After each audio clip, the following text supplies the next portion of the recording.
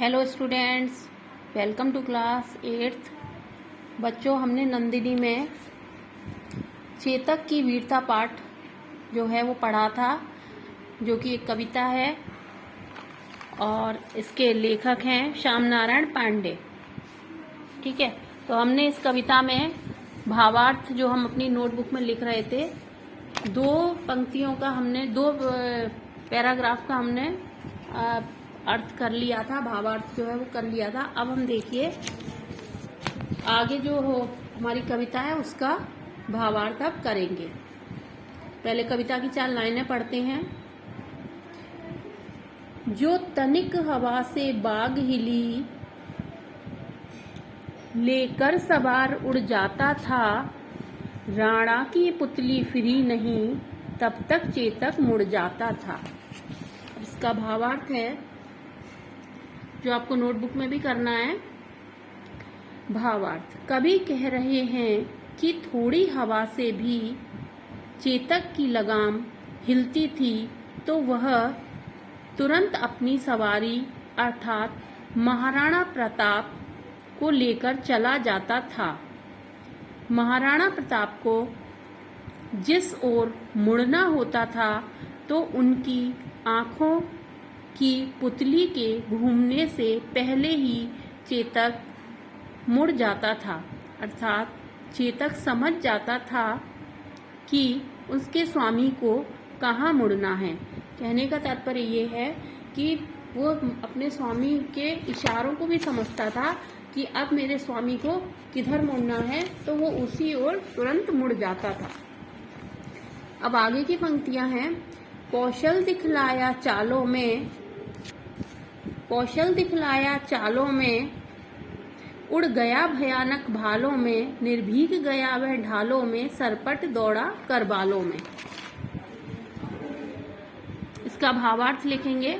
चेतक अपनी वीरता का कौशल अपनी चाल से दिखाता था। वह युद्ध के समय भयानक भालों और तलवारों के बीच निडर होकर नदी, नालों, नहरों आदि को पार करके तेज रफ्तार में दौड़ जाता था। यानी कि वो नदी नाले भी नहीं देखता था और उनको भी पार कर जाता था।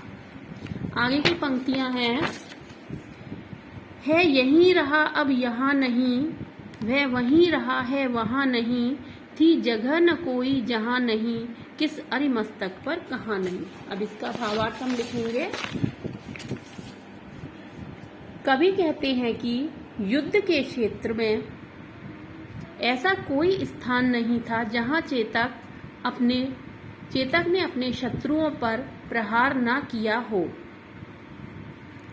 युद्ध भूमि में वह एक स्थान पर दिखता और जैसे ही शत्रु उस पर आक्रमण करते वह तुरंत दूसरे स्थान पर दिखता। इस प्रकार चेतक ने युद्ध भूमि में प्रत्येक स्थान पर अपनी वीरता का परिचय दिया। बढ़ते नद सा वह लहर गया, वह गया गया फिर ठहर गया, विकराल वज्र में बादल सा अरिसेना पर घेर गया। कवि कहते हैं कि चेतक बढ़ती नदी के समान लहराता हुआ आता था। तब ऐसा लगता था कि वह अब गया, परंतु कुछ ही समय ठहर कर वह फिर भयंकर बादल की तरह शत्रु की सेना पर आकर छा जाता था, अर्थात शत्रु की सेना पर टूट पड़ता था। अर्थात कभी कहते हैं कि जिस प्रकार बड़ी नदी अपने वेग में सब कुछ बहा कर ले जाती है, उसी तरह चेतक जिधर जाता उधर दुश्मन साफ हो जाते थे।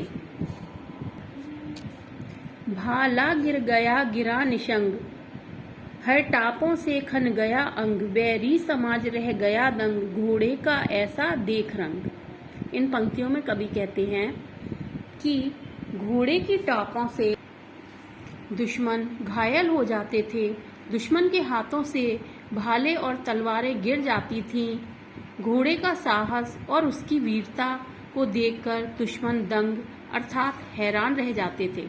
कवि कहते हैं कि घोड़े की ऐसी वीरता देखकर दुश्मन की सेना दंग रह गई। तो बच्चों, ये था चेतक की वीरता कविता का भावार्थ। इसे आपको अपनी नोटबुक में करना है और इसको याद करना है। कविता भी आप लोग याद करेंगे और इसका भावार्थ भी याद करेंगे।